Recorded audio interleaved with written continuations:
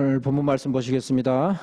계속해서 읽고 있는 본문 말씀 사도행전, 오늘은 4장 13절로 21절까지 말씀입니다. 신약성경 사도행전 4장 13절에서 21절까지 말씀 봉독해 드리겠습니다.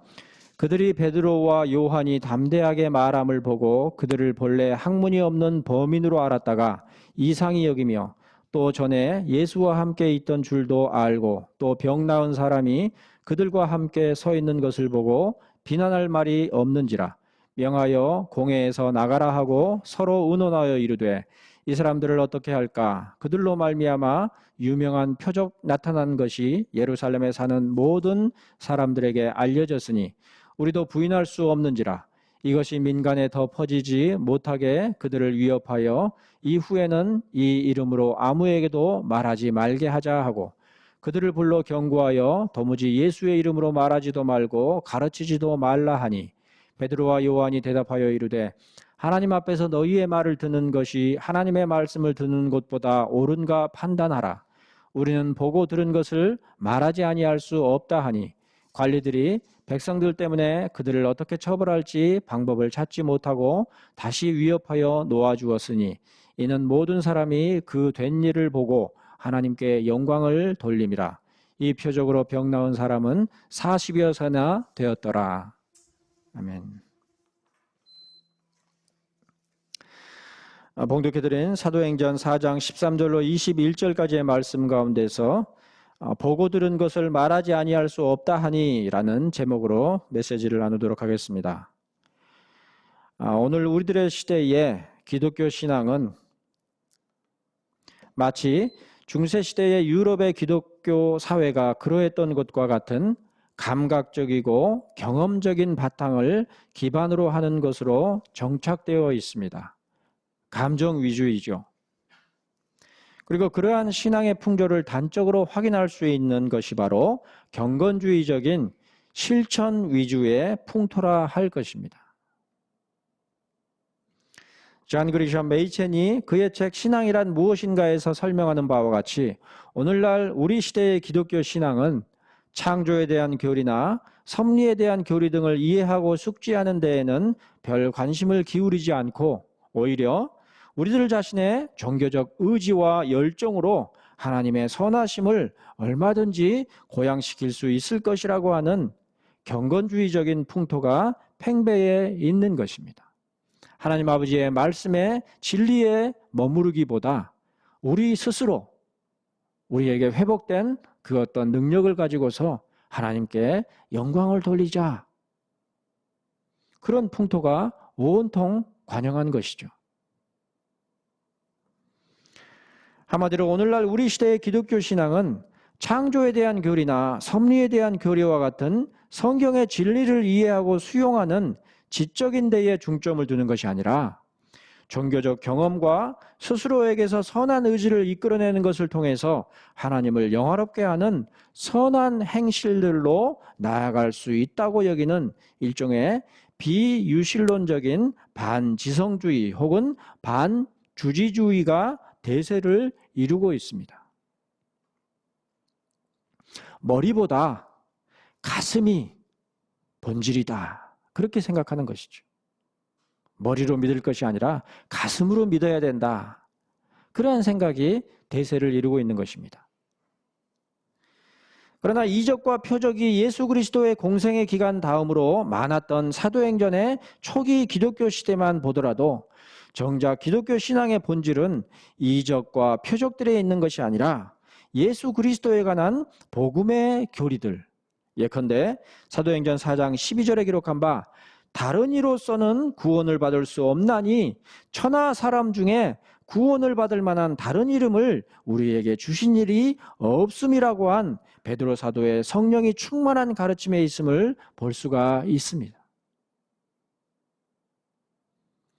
그러니까 나면서부터 걷지 못하게 되었던 그 사람을 일으켜 세웠어도 예수 그리스도의 이름으로 일으켜 세웠어도 거기에 포커스가 맞춰진 것이 아니라 사도행전 4장 12절에 기록한 바 그리스도의 복음의 진리, 거기에 온통 집중되어 있는 것이 사도행전의 기록이라는 것입니다.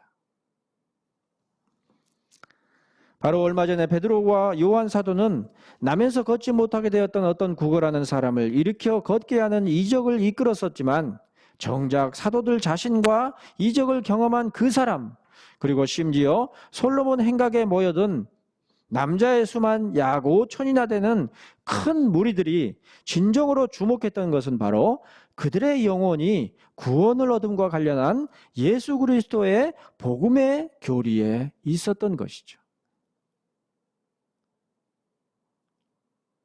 구원은 그 어떤 이름으로도, 그 어떤 능력으로도, 그 어떤 공로로도 아니라 오직 예수 그리스도의 이름으로만 이룰 수 있다는 그 복음의 진리를 명백히 선포하는 데 온통 관심이 모아져 있다는 것이죠. 예컨대 오늘 메시지의 본문인 사도행전 4장 13절에서 사도 누가는 이스라엘 백성들의 관리들과 장로들이 베드로와 요한 사도가 담대하게 말하는 것을 보고서 그들이 본래 학문 없는 범인으로 알았다가 평범한 사람인 줄로 알았다가 이상히 여기더라 이렇게 기록했습니다. 저 사람들 무지렁이들인데 어떻게 저렇게 담대하게 확신에 차서 그리고 성경에 대하여서 저렇게 말할 수 있는가? 이상하다. 이렇게 여겼다는 것이죠. 여기서 이상히 여겼다는 말은 상당히 이례적이며 독특한 일이라 주목해서 살펴보았다는 의미입니다. 그러므로 사도 누가는 그들이 베드로와 요한이 담대하게 말함을 들었더라고 기록하지 않고 의도적으로 보았다 이렇게 기록한 것입니다. 주목해 본 것이죠. 더구나 그들은 베드로와 요한이 결코 학식이 뛰어난 자가 아님을 잘 알고 있었습니다. 유대 사회에서 공적으로 말씀을 선포하는 사역은 결코 학문을 수행한 적이 없는 평범한 사람들로서는 행할 수가 없는 것이었는데 베드로와 요한은 제사장 가문이나 사두개인 혹은 바리새인과 같은 종교적 교육이라고는 받은 적이 없는 평범한 사람들이라는 것을 그들은 누구보다도 잘 아는 자들이었던 것이죠. 하지만 베드로와 요한 사도가 전하는 바 예수에 관한 가르침은 결코 범상한 사람들이 전할 수 있는 평범한 것이 아니라는 것을 그들은 곧장 알아차릴 수가 있었습니다. 보통 말씀이 아닌 것이죠. 사도행전 4장 7절에 기록한 바에 따르면 그들이 베드로와 요한 사도에게 물은 것은 너희가 무슨 권세와 누구의 이름으로 이 일을 행하였느냐 이런 것이었는데 그들에게 있는 권세의 출처와 그 권세자의 칭호가 무엇인가 하는 직접적인 물음에 대하여서 사도들은 10절에 기록한 바 너희가 십자가에 못 박고 하나님이 죽은 자 가운데서 살리신 나사렛 예수 그리스도의 이름으로 이 사람이 건강하게 되어 너희 앞에 섰느니라 이렇게 분명하고도 담대하게 그 출처를 밝혔으며 또한 무엇보다 12절에 기록한 바 다른 이로서는 구원을 받을 수 없나니 천하 사람 중에 구원을 받을 만한 다른 이름을 우리에게 주신 일이 없음이라 이렇게 말하여서 결코 범상치 않은 종교적 권위와 담대함 그리고 학문적인 깊이까지도 배어나오는 대답을 한 것입니다.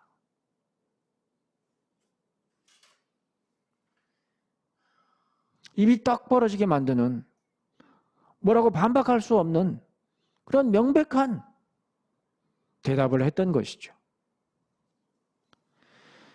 여기서 우리들은 한 가지 이상한 점을 찾아볼 수가 있습니다.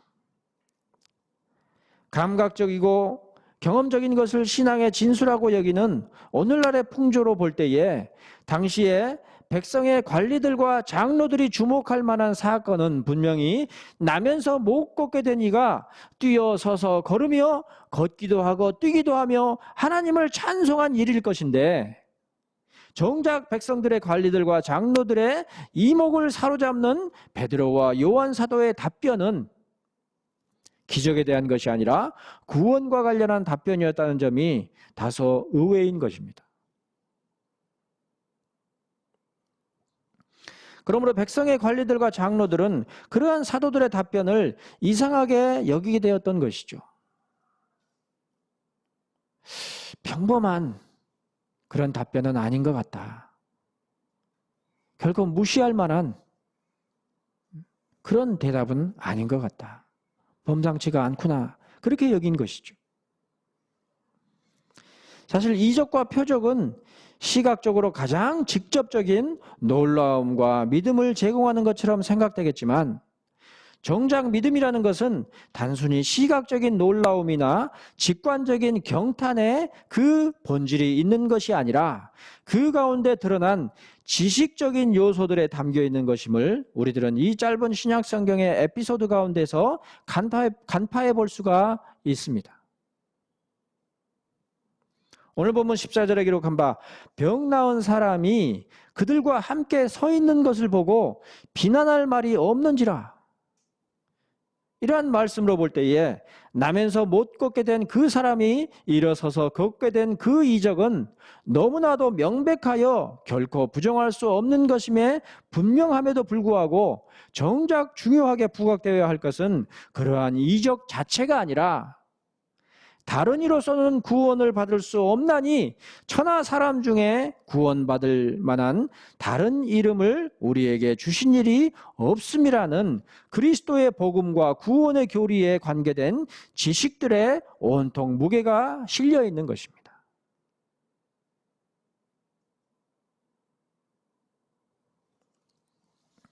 얼핏 성경에 근거하는 참된 진리의 교리들, 예컨대 메이첸이 언급한 바 창조에 대한 교리나 섭리에 대한 교리 등이 없이도 얼마든지 선한 행실들을 통해서 하나님을 높일 수 있는 것처럼 생각할 수 있을 것입니다.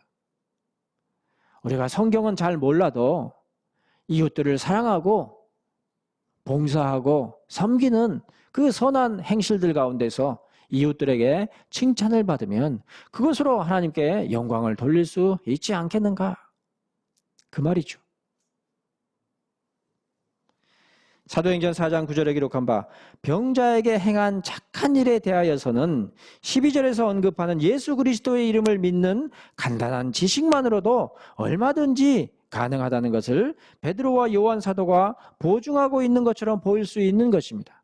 그냥 교리나 신학에 대해서는 잘 몰라도 막연하게라도 예수 그리스도를 믿고 의지하면 그 가운데서 어떠한 놀라운 일들도 다 은혜로 이룰 수 있지 않겠는가? 그렇게 생각하는 것이죠. 복잡할 것 없다. 예수만 믿기만 해라. 와보라. 그냥 그리스도만 의지해라. 그러면 얼마든지 하나님의 은혜에 풍성함을 맛볼 것이다. 다들 그렇게 생각하는 것이죠. 그러나 베드로 사도는 만일 병자에게 행한 착한 일에 대하여 이 사람이 어떻게 구원을 받았느냐고 오늘 우리에게 질문한다면 나사렛 예수 그리스도의 이름으로 이 사람이 건강하게 되어 너희 앞에 섰느니라고만 대답하지 않고 오히려 너희가 십자가에 못 박고 하나님이 죽은 자 가운데서 살리신 나사렛 예수 그리스도의 이름으로 이 사람이 건강하게 되어 너희 앞에 섰느니라 그랬으며 더욱 11절에 기록한 바 이 예수는 너희 건축자들의 버린 돌로서 집 모퉁이의 머릿돌이 되었느니라고 하여 구약성경 시편 118편 22절로 23절에 기록한 말씀을 인용하기까지 하여 대답했습니다. 그냥 그리스도의 이름으로 그리스도를 믿음으로 말미암아 이런 일이 일어났다 그렇게 단순하게 말한 것이 아니라 그리스도와 부활에 대하여서 그리스도께서 십자가에 달리시게 된 그 배경과 또 하나님께서 그를 부활케 하신 그 일에 대하여서 변증하고 있는 것이죠. 만일에 베드로 사도의 신앙적인 관심사가 우리 시대와 같이 감정과 경험을 위주로 하는 것이었다고 한다면 당연히 이러한 복잡한 언급들을 생략하고서 그저 만일 병자에게 행한 착한 일에 대하여 이 사람이 어떻게 구원을 받았느냐고 오늘 우리에게 질문한다면 나사렛 예수 그리스도의 이름으로 이 사람이 건강하게 되어 너희 앞에 섰느니라고 답하는 것으로 충분했을 것입니다. 그러니 그냥 예수 그리스도의 이름을 믿기만 해라. 역사적으로 나사렛에서 나셨다 칭함을 받는 예수라는 그리스도의 이름에 근거하여 이 사람의 육신이 온전히 구원함을 받았다고 답하는 것으로 충분한 것이죠. 그러나 베드로 사도는 참으로 담대하게 이스라엘 백성의 관리들과 장로들에게 가장 큰 걸림돌이자 찔림이 되는 사실, 곧 너희가 십자가에 못 박히도록 나사렛 출신의 예수 그리스도의 이름으로 부인할 수 없이 명백한 그 이적이 일어날 수 있었다, 이렇게 대답했습니다. 그뿐입니까? 11절에서 베드로 사도는 구약성경 시편 118편 22절로 23절에 기록되어 있는 말씀, 곧 건축자가 버린 돌이 집 모퉁이의 머릿돌이 되었나니라는 말씀을 거의 고스란히 인용하여 이르기를 이 예수는 너희 건축자들의 버린 돌로서 집 모퉁이의 머릿돌이 되었느니라, 이렇게 답했습니다. 구약 성경을 정확히 꿰뚫고 있는 것이죠. 짐작하건대 사도행전 4장 11절에서 베드로 사도가 인용한 시편 118편 22절 말씀은 히브리어와 헬라어 상의 문법적인 차이 혹은 히브리어와 아람어 사이의 문법적인 차이 외에는 전혀 다르지 않은 인용일 것입니다. 본문을 그대로 인용한 것이죠.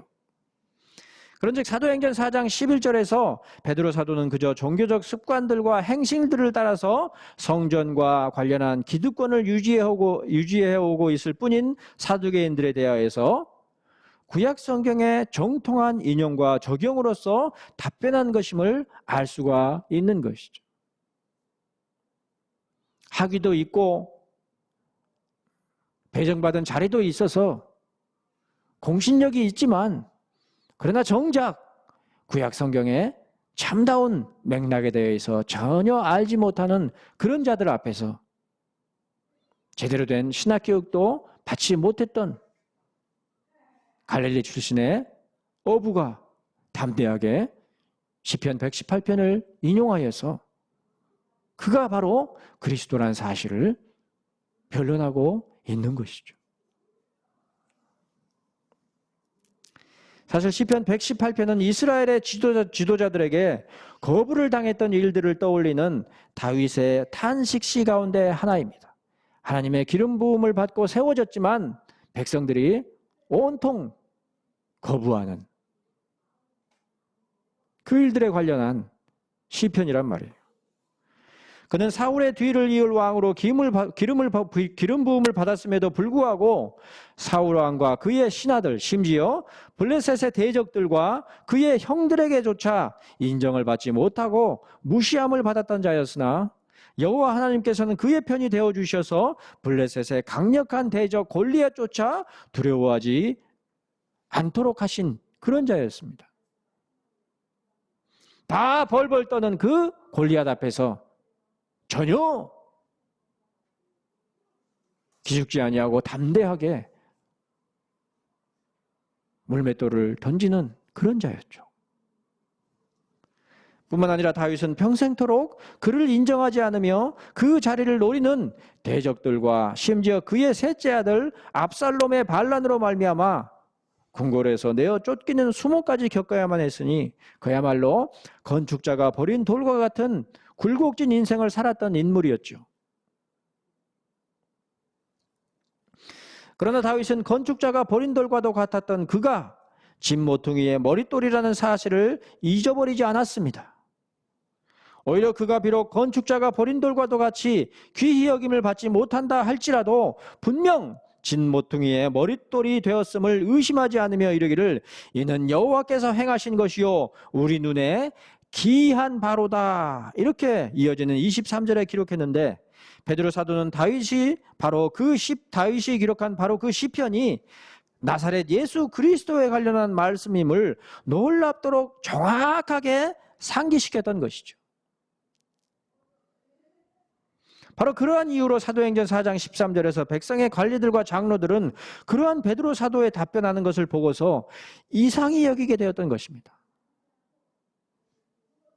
비록 베드로는 갈릴리의 어부였던 자였지만 성령이 충만하였을 때에 그가 말하는 바가 서기관들과 율법사들 그리고 바리새인들보다도 훨씬 더 구약 성경에 정통하였음을 보고서 속으로 이상하면서도 놀랍게 여겼던 것이죠.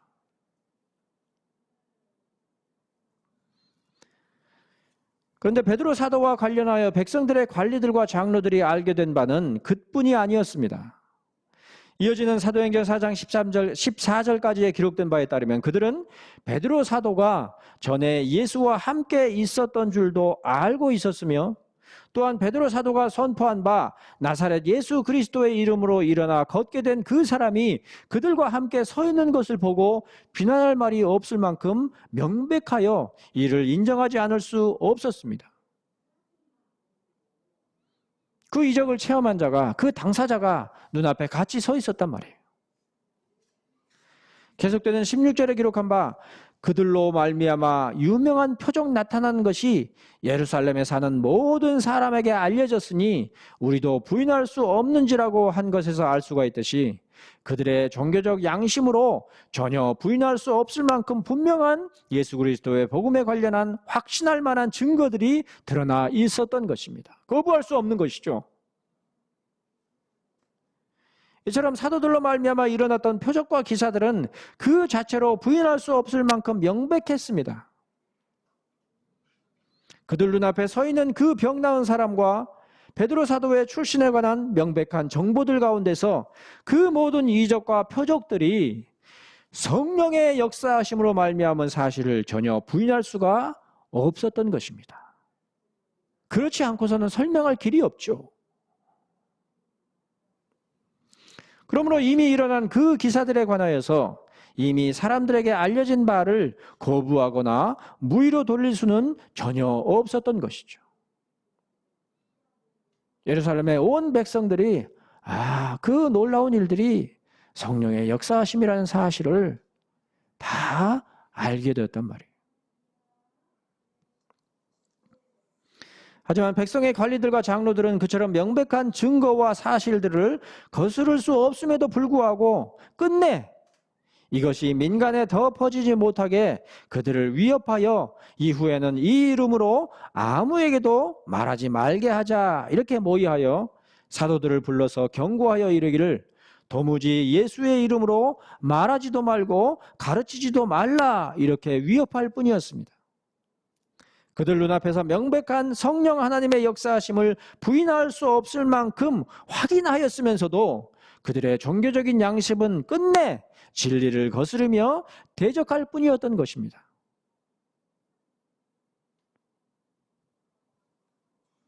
여기서 우리들은 이적과 표적들은 전적으로 하나님의 뜻에 따른 것이며 사람에 의해 임의로 시행되거나 거부할 수 없는 것이라는 사실을 명확히 확인할 수가 있습니다. 하나님께서 은혜를 베푸실 때에 그것을 거스를 수 없는 것은 우리의 의지가 불완전하기 때문이 아니라 우리가 전혀 예측하지 못하는 그러한 경륜과 섭리 가운데서 일어나는 것이 하나님의 은혜이기 때문에 우리가 거스를 수 없단 말이에요. 마치 나면서 못 걷게 되었던 그 병 나은 사람이 애초에 병 나을 만한 믿음을 기대할 수 없었던 자였던 것처럼 일어나 걸을 생각을 한 번도 하지도 않았죠. 그리고 그를 일으켜 세운 베드로 사도가 말한 것처럼 그 병자에게서 나은 것이 아니요 또한 베드로 자신에게서 나온 것도 아니라 오직 예수로 말미암아 난 믿음이 모든 사람들 앞에서 그 병자를 완전히 낫게 하였던 것처럼 예수 그리스도를 믿고 의지하는 그 믿음이 아니라 오직 예수 그리스도로 말미암아 난 그 믿음이 그 비천한 자를 일으켜 세웠던 것이란 말이에요. 무엇보다 백성의 관리들과 장로들조차 이를 전혀 부인하거나 부정할 수가 없었던 것처럼 하나님의 은혜의 역사는 불가항력적인 것임에 분명한 것입니다. 어떤 자들이 말하는 것처럼 하나님의 은혜가 있어도 우리가 결단하지 않으면 그 은혜를 받아들일 수 없는 그런 것이 아니란 말이에요. 은혜를 기도조차 하지 않고 은혜를 바라지도 않았던 사람이 하나님의 놀라운 경륜 가운데서 은혜를 받게 되는, 그렇기 때문에 거스를 수 없는 것이 바로 불가항력인 하나님의 은혜란 말입니다. 그러므로 심지어 그 일들이 알려지는 것을 싫어하던 관리들과 장로들조차도 전혀 거스를 수가 없었던 것이죠. 예측할 수 없는 방식으로 하나님의 은혜가 일어나기 때문에.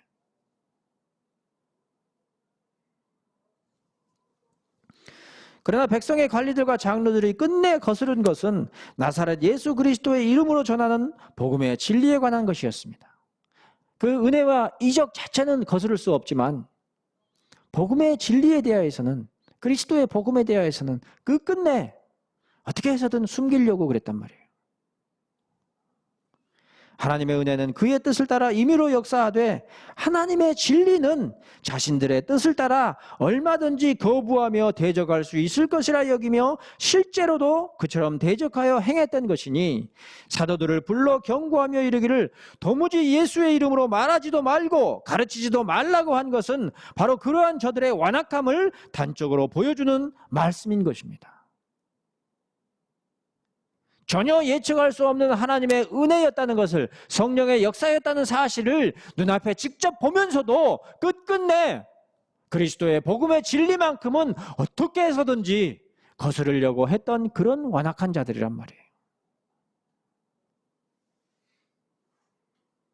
그런 점에서 사단이 우리에게서 빼앗으려고 하는 것은 우리의 부귀영화나 우리의 안위나 우리의 목숨이 아니라 하나님의 진리인 것입니다. 말씀의 진리인 것이에요. 어떻게 해서든지 그 진리만큼은 듣지도 못하고 받아들이지 못하도록 방해한단 말이에요. 하나님의 말씀이 무슨 밥이 되냐, 떡이 되냐, 당장에 내일 굶게 생겼는데 하나님의 말씀을 장려만들 무슨 유익이 되느냐, 그렇게 유혹한단 말이에요. 하지만 그런 저들의 협박에 대하여서 베드로와 요한 사도는 이르기를 하나님 앞에서 너희의 말을 듣는 것이 하나님의 말씀을 듣는 것보다 옳은가 판단하라. 한번 생각해봐라. 그렇게 지극히 담대하게 말했습니다. 그리고는 20절에서 더욱 이르기를 우리는 보고 들은 것을 말하지 아니할 수 없다며 전혀 그들의 협박에 아랑곳하지 않는 태도를 보여줄 뿐이었습니다. 이미 사도들의 심령에서 역사하시는 성령님과 이미 그들 심령 가득 채워져 있는 복음의 증거들과 진리에 대한 확신을 전혀 거스를 수 없었던 것이죠. 마치 끊임없이 솟아나는 생수와도 같이 그 복음의 진리의 확신이 그들 속에 있어서 어떻게 해서든지 드러나지 않고는 견딜 수가 없었던 것이죠. 어떤 식으로든 드러난단 말이에요. 백성들의 관리들과 장로들에게도 하나님을 알 만한 것이 이미 충분하게 보이지 않았습니까? 로마서 1장 19절에 사도 바울이 기록한 것처럼 하나님께서 이를 그들에게 보이셨던 것입니다. 그러므로 하나님을 알되 그들은 끝내 하나님을 영화롭게도 아니하며 감사하지도 아니하고 오히려 그 생각이 허망하여지며 미련한 마음이 어두워져서 하나님의 진리를 거짓 것으로 바꾸어 피조물을 조물주보다 더 경배하여 섬기고자 했던 것이죠. 하나님의 말씀이 뭐가 중요하냐? 이 돌로 떡덩이를 만들어서 당장 네 목숨을 연명해야 될 것이 아니냐, 그런 것으로 변질시켜버린 것이죠. 지금 우리들의 시대에도 이처럼 하나님의 진리를 거짓 것으로 바꿔버리고서는 그것을 하나님보다 더욱 추앙하며 경배하려는 자들이 얼마나 많습니까?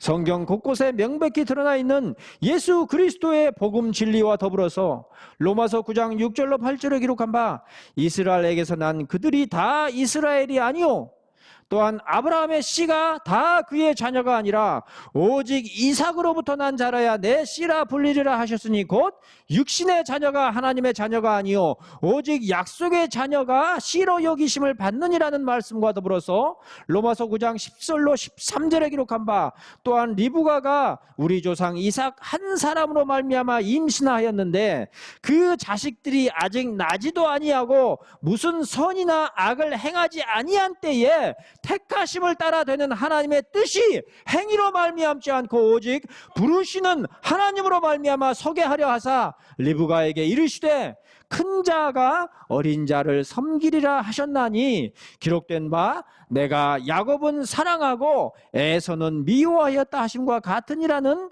명백한 예정에 관한 말씀에도 불구하고 택하심과 내버려 두심의 이중의 국면으로 된 예정의 내용을 전혀 부인하며 대적하는 자들이 얼마나 많은가 말입니다.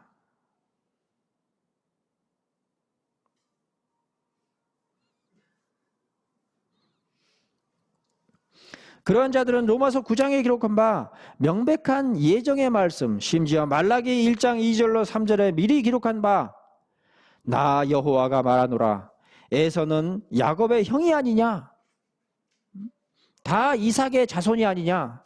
그러나 내가 야곱을 사랑하였고 에서는 미워하였으며 그의 산들을 황폐하게 하였고 그의 산업을 광야의 이리들에게 넘겼느니라는 말씀에 명백함에도 불구하고 끝끝내 사랑의 하나님만을 내세우며 죄와 악을 정죄하시고 벌하시는 하나님의 공의는 간과하는 또 다른 의미의 유기를 자기들 스스로 자행하고 있습니다.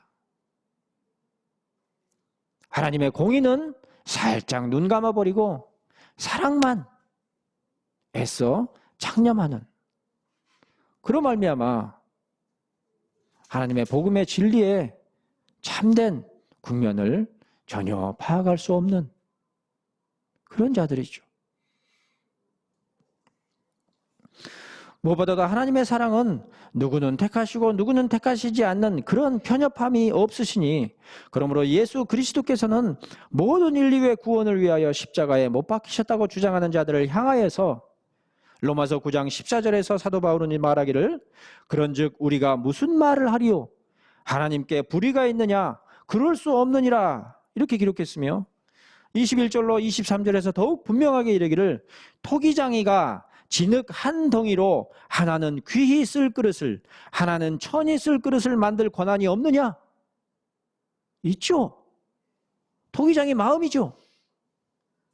만일에 하나님이 진노를 보이시고 그의 능력을 알게 하고자 하사 멸하기로 준비된 진노의 그릇을 오래 참으심으로 관용하시고 또한 영광받기로 예비하신 바 긍휼의 그릇에 대하여 그 영광의 풍성함을 알게 하고자 하셨을지라도 무슨 말하리오라고 했으니 마치 사도들로 말미암아 유명한 표적 나타난 것이 예루살렘에 사는 모든 사람에게 알려졌으니 이에 대하여 전혀 부인할 수 없음에도 불구하고 도무지 예수의 이름으로 말하지도 말고 가르치지도 말라고 한 이스라엘 백성의 관리들과 장로들처럼 하나님의 택하신 은총과 모든 인류를 향한 하나님의 사랑과 자비의 메시지만을 듣기 원하고 택하심을 받지 못한 자들의 죄악과 비참에 관한 메시지는 듣기를 원하지 않는 자들의 완악함이 얼마나 비성경적인지를 알 수가 있을 것입니다.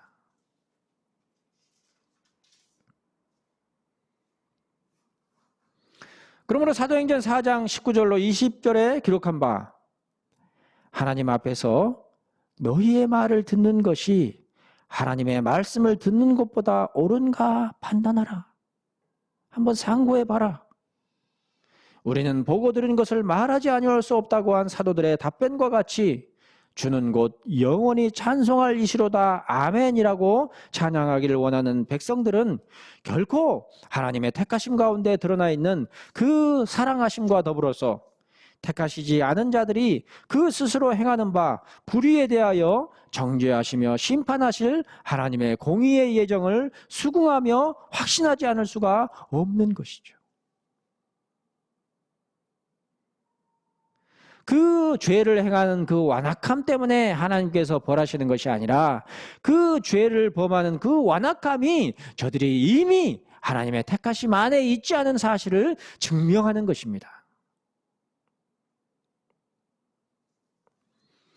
끝으로 오늘 메시지의 본문 21절에 기록한 바 관리들이 백성들 때문에 그들을 어떻게 처벌할지 방법을 찾지 못하고 다시 위협하여 놓아주었으니 이는 모든 사람이 그 된 일을 보고 하나님께 영광을 돌림이라는 말씀에서 한 가지 분명한 사실을 알 수가 있을 것이니 그것은 저들이 분명 로마서 1장 25절에서 사도가 말한 바 하나님의 진리를 거짓 것으로 바꾸어 피조물을 조물주보다 더 경배하고 섬기고 있는 것이라는 점입니다. 하나님의 진리 자체가 드러나는 것보다 자신들이 원하는 대로 되기를 더 원하는 자들이죠. 저들에게는 명백한 하나님의 진리를 받아들이며 찬송하는 것보다 이 피조된 세상에서 잠깐 동안 얻게 되는 자그마한 영예와 이득이 더욱 귀하게 보이는 것이죠. 무엇보다 의미심장한 것은 22절에 기록한 바 이 표적으로 병 나은 사람은 40여세나 되었다라는 말씀입니다. 이미 완전한 성인이 된 그 나이가 되도록 단 한 번도 걸어본 일이 없으며 그러므로 걷고자 하는 소망도 가져본 적이 없던 사람이 이러한 표적으로 병 나은 것이 순전히 예수로 말미암아 난 믿음의 역사였던 것처럼 또한 예수로 말미암는 믿음의 진리 외에 더 필요할 것이 없다는 사실을 드러내는 표적임에 분명한 것이죠.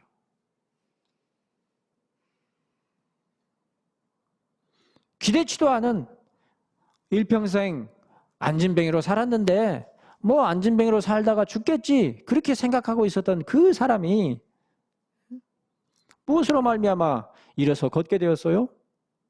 나사렛 예수 그리스도의 이름으로 말미암아. 그러니 나사렛 예수 그리스도의 이름에 그 권세가, 그 능력이, 그 이름의 영광이 어떤 것인지 관심을 갖지 않겠습니까?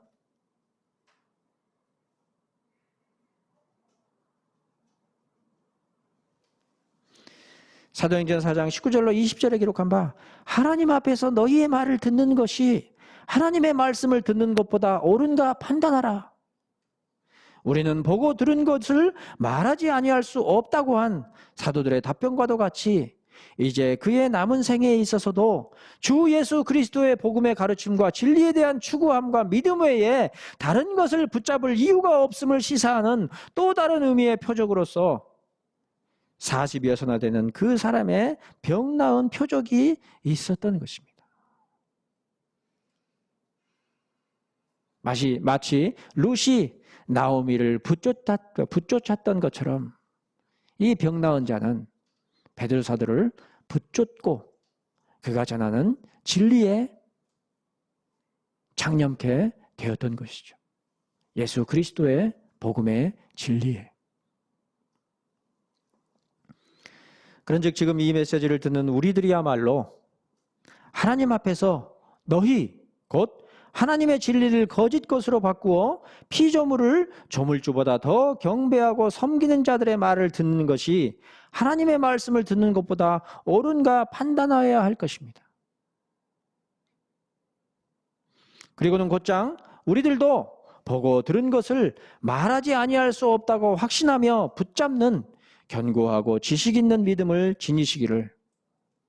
오직 성령이 너희에게 임하시면 너희가 권능을 받고 예루살렘과 온 유대와 사마리아와 땅 끝까지 이르러 내 증인이 되리라 이렇게 말씀하신 우리 구주 예수 그리스도의 이름으로 구하며 축복하는 바입니다.